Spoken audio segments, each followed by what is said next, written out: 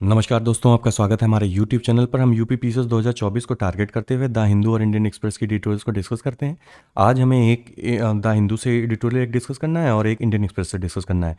अब देखिए, द हिंदू से जो एडिटोरियल डिस्कस करना है वो बायोस्फीयर रिजर्व के बारे में है। आज है 3 नवंबर और 3 नवंबर को यूनेस्को के द्वारा इंटरनेशनल बायोस्फीयर रिजर्व डे मनाया जाता है to spread the awareness about the biosphere reserve, और फिर कैसे उसमें हम कोलैबोरेट करके बायोस्फीयर रिजर्व को कंजर्व कर सकते हैं। तो ये डिटेल में हम देख लेंगे कि इंडिया में कितनी साइट्स हैं और क्या इसके चैलेंजेस हैं।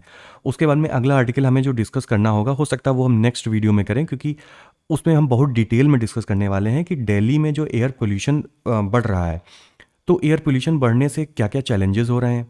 उसके साथ ही साथ में हम हिस्टोरिकली देखेंगे कि हमारे यहाँ एयर पोल्यूशन को कर्व करने के लिए कौन से लॉज हैं, और लॉज के साथ में कौन कौन सी बॉडीज़ हैं, और बॉडीज़ के साथ ही साथ में कौन से गवर्नमेंट इनिशिएटिव हैं जिससे एयर पोल्यूशन को कंट्रोल करने के लिए प्रयास किए गए हैं, इंडेक्स वगैरह।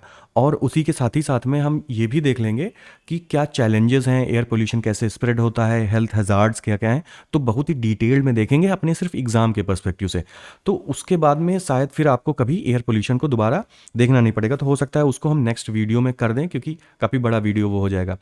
अब बायोस्फीयर रिजर्व को हम देख लेते हैं। देखिए, यूनेस्को के द्वारा साउथ एशिया और सेंट्रल एशियन कंट्रीज़ के लिए एक कॉमन प्लेटफॉर्म बनाया गया। उस प्लेटफॉर्म का नाम है south and central Asian biosphere reserve network meeting. ठीक, बायोस्फीयर रिजर्व नेटवर्क है, और फिर ये मीटिंग हुई है, 10th मीटिंग हुई है। तो इसको हम फिर से आप देख लीजिए, south and central Asian biosphere reserve network meeting Chennai में आयोजित की गई थी। इसकी थीम थी रिज टू रीफ। ठीक, इसको क्यों ऑर्गेनाइज किया गया? क्योंकि देखिए, हम कोलैबोरेट कर सकें, जो भी हमारी साउथ और सेंट्रल एशियन कंट्रीज़ हैं। सेंट्रल एशियन में आपको पता है Tajikistan, Uzbekistan, Kyrgyzstan, Kazakhstan, Turkmenistan, ये कंट्रीज़ आती हैं। साउथ एशिया में आपकी इंडिया और श्रीलंका, जितनी भी कंट्रीज़ हैं, ठीक है, इंडोनेशिया, फिलीपींस, थाईलैंड, म्यांमार, ये सारी कंट्रीज़। तो इन सारी कंट्रीज़ को आपस में कोलैबोरेट करना और नॉलेज एक्सचेंज कर सकें कि किस तरीके से हम सस्टेनेबल इन्वायरमेंट को यूज़ कर सकते हैं। ठीक, अब देखिए, बायोस्फीयर रिजर्व जो है, राइटर बताते हैं कि वो पॉकेट्स ऑफ होप हैं। पॉकेट्स ऑफ होप मतलब कि क्योंकि भाई सब जगह तो फैले नहीं हुए हैं, एक पॉकेट्स में फैले हुए हैं। राइटर अपनी बात कहना स्टार्ट करते हैं कि देखिए, जो अगर आप सपोज दैट कि आप वैकेशन पे गए हुए हैं, ठीक, अभी हम देखेंगे डिटेल में कि बायोस्फीयर रिजर्व क्या होता है। उससे पहले राइटर की बात समझते हैं कि राइटर कहते हैं कि 80% से ज़्यादा जो टूरिज्म होता है वो कोस्टल एरियाज़ में होता है, यानी कि बीचेस पे होता है।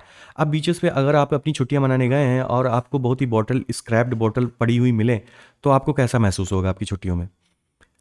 उसके बाद में राइटर एक एग्जांपल देते हैं कि साउथ अफ्रीका के वेस्ट में कोस्ट में एक आइलैंड है। उस आइलैंड का नाम है साओ टोमे। साओ टोमे में एक बायोस्फीयर रिजर्व है, उसका नाम है प्रिंसिपे बायोस्फीयर रिजर्व, जो कि यहीं पर है, मतलब कि इसी आइलैंड पे। ये आपकी इक्वेटर के होके जाता है, इक्वेटर इससे, ठीक है, ये एग्जाम में भी आता है कई बार। तो इक्वेटर साओ टोमे से होके जाता है। तो साओ टोमे में जो भी स्कूल चिल्ड्रन बच्चे हैं, उनको स्टेनलेस स्टील की बोतल दी जाती है इंस्टेड ऑफ प्लास्टिक बोटल्स। तो इससे क्या होगा, बच्चों में अवेयरनेस भी आएगी कि हमें प्लास्टिक की बोटल्स नहीं यूज़ करनी है और ज़्यादा हमें कचरा नहीं करना है।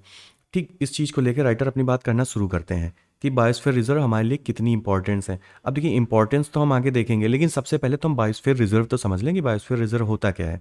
तो बायोस्फीयर रिजर्व एक रिजर्व एरिया है, एक बड़ा सा रिजर्व एरिया है, जिसमें नेचुरली जो भी आपके flora fauna, abiotic biotic elements होते हैं हमारे नेचर के, ठीक, वो सभी प्रोटेक्टेड होते हैं, और उनमें ह्यूमन इंटरफेरेंस इस एरिया में ह्यूमन इंटरफेरेंस बहुत ही कम होता है।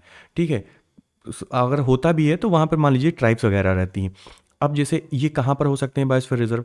ये आपके किसी जंगल में भी, जंगल वाले एरिया में भी बायोस्फीयर रिजर्व हो सकता है, यानी कि जो ट्रॉपिकल एवरग्रीन फॉरेस्ट हैं, जैसे ब्राज़ील में है, अफ्रीका में है, ठीक है। तो वहाँ पर उन ऐसा एरिया हो जहाँ पर ह्यूमन इंटरफेरेंस ना हो, कहने का मतलब, ठीक है, जिससे वो नेचुरली ग्रो हो रहे हों, सस्टेन कर रहे हों, तो वो हमारे इन्वायरमेंट के लिए फ़ायदेमंद होंगे। साथ ही साथ कोई मरीन बायोस्फीयर रिजर्व भी हो सकता है, यानी कि वाटर बॉडी भी हो सकती है। डेजर्ट का कोई भी बायोस्फीयर रिजर्व हो सकता है। कोल्ड एरिया में कोल्ड डेजर्ट आपका बायोस्फीयर रिजर्व है। ठीक, इस तरीके से कहने का मतलब कोई एक नेचुरल ऐसा एरिया हो जहाँ पर ह्यूमन इंटरफेरेंस ना हो। अब किसी भी बायोस्फीयर रिजर्व को नॉर्मली 3 भागों में बाँट दिया जाता है। एक होता है उसका कोर एरिया।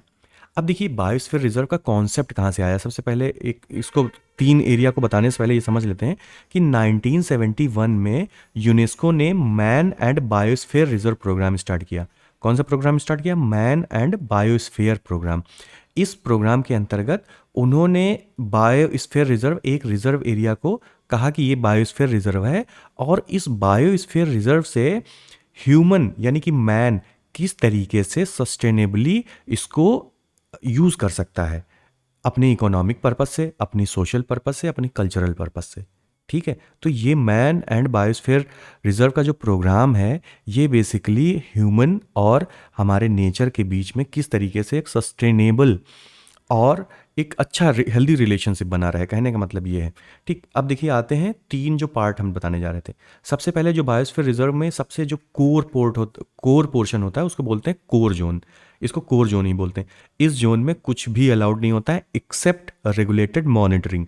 मतलब कि रेगुलेटेड मॉनिटरिंग की जाती है, कहीं ऐसा तो नहीं कि कोई बाहर से आके इसमें छेड़खानी कर रहा है, यानी कि कोई ह्यूमन इंटरफेरेंस कर रहा है, या साथ ही साथ कोई ऐसा तो नहीं कि कोई इन्वेसिव स्पीसीज़ आ गई है, यानी कि कोई आउटसाइड की ऐसी स्पीसीज़ हो जो कि यहाँ की इंडिजिनस ना हो इस एरिया की, लेकिन आ गई हो, अब वो इस पूरे इकोसिस्टम को ख़राब कर दे, तो इसलिए मॉनिटरिंग ज़रूरी होती है। उसके बाद में आपका आता है, इसके बाद में बफर जोन। बफर जोन में क्या होता है? बफर जोन एक ऐसा एरिया होता है जहाँ पर जो लोकल कम्युनिटीज़ हैं वो कुछ हद तक उनका इंटरफेरेंस हो सकता है, सिर्फ लोकल कम्युनिटीज़ का। ठीक, वो आ सकती हैं, देख सकती हैं, रह सकती हैं, और वो भी सस्टेनेबल तरीके से, ठीक है, रेगुलेटेड तरीके से। और उसके बाद में यहाँ पर साइंटिफिक रिसर्च अलाउड है, नॉलेज के लिए और स्टडी करने के लिए इस एरिया को एक्सप्लोर करना अलाउड है।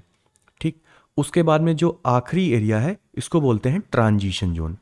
ये ट्रांजिशन जोन जो होता है, इस ट्रांजिशन जोन में आपको कुछ इकोनॉमिक एक्टिविटीज़ करने को अलाउड हैं, इस शर्त पे कि वो इकोनॉमिक एक्टिविटीज़ सस्टेनेबल होनी चाहिए। ठीक है, और मोस्ट ऑफ द टाइम वो सिर्फ लोकल कम्युनिटीज़ के लिए ही होती हैं, ताकि जो लोकल कम्युनिटीज़ हैं वो अपने जो भी उनकी एंसेस्टरल ये प्रॉपर्टी है, लैंड है, उससे उनकी जीवन लाइवलीहुड जो चलती रहे। देखिए क्योंकि क्या होता है, जो ये फॉरेस्ट ड्वेलर्स होते हैं, इनके पास में लाइवलीहुड का तो सिर्फ इनके फॉरेस्ट ही साधन है ना, उसी को ये बेच के, उसी के फल फ्रूट, या उससे अगर कोई दवाई बनती है तो उसको बेच कर ही ये पैसा कमाते हैं। तो और ये भी आप समझ लीजिए कि ये लोग सस्टेनेबल तरीके से ही करते हैं, अनसस्टेनेबल तरीके से तो केवल जो बाहर अर्बन एलिट्स हैं उन्हीं की वजह से ऐसा होता है। ठीक है, अब उस साथ ही साथ इसमें इको टूरिज्म भी अलाउड होता है। तो ये आपका हो गया टोटल एक बायोस्फीयर रिजर्व का स्ट्रक्चर। हमारी इंडिया में करंटली 18 बायोस्फीयर रिजर्व्स हैं। ठीक, उनकी लिस्ट अभी हम देख लेंगे। और उसके साथ ही साथ में जो man and biosphere reserve programme है, अपनी इंडिया के 18 बायोस्फीयर रिजर्व में से 11 बायोस्फीयर रिजर्व इस man and biosphere reserve programme के अंतर्गत शामिल किए गए। अब आप सोचेंगे कि 18 हैं लेकिन 11 क्यों शामिल किए गए? क्योंकि भैया जो man and biosphere reserve programme UNESCO का है, उनके कुछ अलग स्टैंडर्ड्स होंगे। वो चाहते होंगे कि भाई जैसे आपका सपोज दैट कि ट्रांजिशन जोन है, वो कहते हैं कि नहीं बिल्कुल भी इकोनॉमिक एक्टिविटीज़ या होनी चाहिए तो बहुत लिमिटेड होनी चाहिए, लेकिन हमारे यहाँ के कुछ ऐसे बायोस्फीयर रिजर्व होंगे जहाँ पे ट्रांजिशन एरिया में ज़्यादा लोग बस रहे होंगे, थोड़ा सा ज़्यादा इकोनॉमिक एक्सप्लॉयटेशन हो रहा होगा, या कोर एरिया में डिस्टर्बेंस होगा, या फिर कोर एरिया में जितनी बायोडाइवर्सिटी एक्सपेक्टेड की जाती है man and biosphere reserve programme के अंतर्गत, उतनी एक्सपेक्टेड डाइवर्सिटी नहीं होगी। तो इस वजह से सिर्फ 11 को शामिल किया गया और 7 को नहीं शामिल किया गया। ठीक है, ये देखिए आप मैप में भी देख सकते हैं कि ये इसका कोर एरिया है, फिर ये बफर जोन है, और फिर ये पूरा बाहर का ट्रांजिशन जोन। ट्रांजिशन जोन में आपको टूरिज्म, रिक्रिएशनल चीज़ें अलाउड हैं। ठीक है, बफर जोन में सिर्फ रिसर्च, ट्रेनिंग के लिए, नॉलेज के लिए, और साथ ही साथ हैबिटेशन लेकिन ट्राइब्स का। और कोर जोन में तो कुछ भी स्ट्रिक्टली प्रोहिबिटेड है, सब कुछ शामिल किया गया था बायोस्फीयर रिजर्व में। ये इंडियन के बायोस्फीयर रिजर्व हैं जो हमारे यहाँ हैं। नंदा देवी नौक्रेक मेघालय में है, great Nicobar, gulf of Mannar. Nanda Devi आपको पता है उत्तराखंड में है, नीलगिरी कहाँ है? नीलगिरी तमिलनाडु के वो केरल वाले एरिया में है। आप इसको मैप पे भी देख लीजिएगा। ठीक है, सुंदरबन वेस्ट बंगाल में, सिमलीपाल उड़ीसा में है, डिब्रू साइखोवा आसाम में है, दिहांग दिबांग अरुणाचल प्रदेश में है, पंचमरई एमपी में है, कंचनजंगा सिक्किम में है, अगस्त मलई कहाँ पे है? केरल में है, ठीक है। अचक अमरकंटक ये भी एमपी में छत्तीसगढ़ के बॉर्डर पे पड़ता है, कच्छ में। उसके बाद कोल्ड डेजर्ट हिमाचल प्रदेश में, शीशाचलम आंध्र प्रदेश में, और पन्ना जो है एमपी में है। तो ये सारे, सबसे पहले तो आपको इनकी लोकेशन पता होनी चाहिए अपने प्री के लिए। अब देखिए ये 11 जो बायोस्फीयर रिजर्व जो शामिल किए गए हैं एमएबी में, man and biosphere reserve programme में, नीलगिरी को शामिल किया गया, गल्फ ऑफ मन्नार को, सुंदरबन को, नंदा देवी को, पंचमरही को, नोकरेक को, सिमलीपाल को, अचानक मार अमरकंटक को, ग्रेट निकोबार को, अगस्तमलई को, कंचनजंगा को, और पन्ना बायोस्फीयर रिजर्व को। तो इसमें जो शामिल नहीं किए गए उनको आप हाईलाइट करके याद जरूर कर लीजिए, ठीक।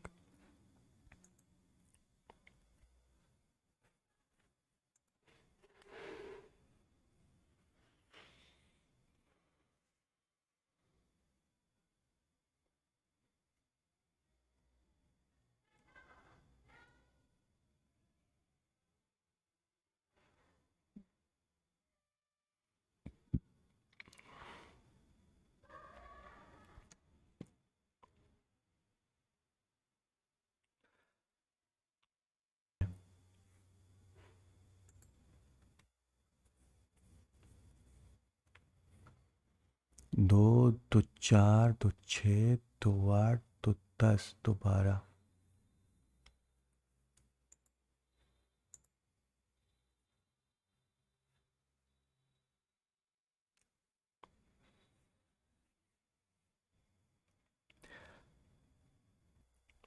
इंडिया में ये प्रोग्राम 1986 में इम्प्लीमेंट किया गया था, ठीक। नॉर्थ ईस्ट को 90 और 10 के अनुपात में पैसा दिया जाता है, और जो और स्टेट्स हैं उनको 60 और 40 के अनुपात में। कहने का मतलब 90 रुपया सेंट्रल गवर्नमेंट देगी और 10 रुपया कौन देगा, 10 रुपया स्टेट गवर्नमेंट देगी, ठीक है।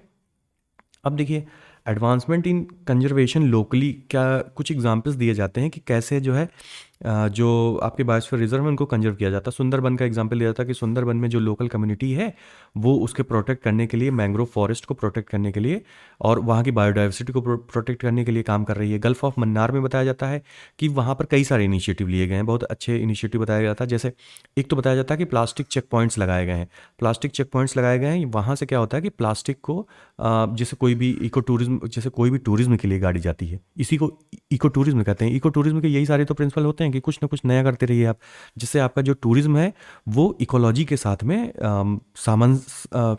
सामंजस्य बैठ जाए उसका। तो वो क्या करते हैं कि व्हीकल से जो है उसमें काउंट कर लेते हैं कि भाई आपके पास में कितना प्लास्टिक है, फिर जब आप टूरिज्म से लौट के आएंगे तो आपकी बॉटल्स कलेक्ट कर ली जाएंगी, ठीक है। इस तरीके के इनिशिएटिव, जैसे आप हिमाचल में भी जाएंगे तो वहाँ पर ट्रैक करने जाएंगे तो बहुत जगह पे वहाँ पर भी ऐसा ही होता है, कलेक्ट करते हैं, रिसाइकिल करते हैं, रीयूज़ कर लेते हैं उसका रोड कंस्ट्रक्शन में, ठीक। उसके बाद में साथ ही साथ में गल्फ ऑफ मन्नार को अभी रिसेंट में यूनेस्को के द्वारा Michel Batisse award, Michel Batisse award for biosphere reserve management का अवार्ड भी दिया गया। तो आप ये भी लिख सकते हैं कि गल्फ ऑफ मन्नार को यूनेस्को के द्वारा Michel Batisse award for biosphere reserve management दिया गया है।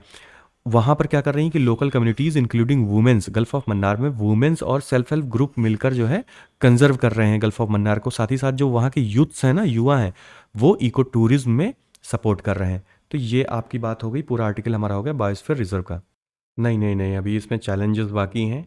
चैलेंजेस देखिए क्या हैं, चैलेंजेस हैं कि ये सारी चीज़ें, देखिए कुछ चीज़ें तो मैं अपने मन से अलग से लिखता हूँ ताकि हमें हमें लिखना फाइनली एग्ज़ाम में ही है। तो एग्ज़ाम के लिए हमारी प्रिपरेशन होनी चाहिए। भले ही आर्टिकल में बहुत सारी चीज़ें नहीं थी लेकिन हम अपने मन से इसको इंक्लूड किए हैं कि जैसे चैलेंजेस क्या हैं, ग्रोइंग पॉपुलेशन है, आपको पता है प्रेशर है। उसके बाद में हम्म,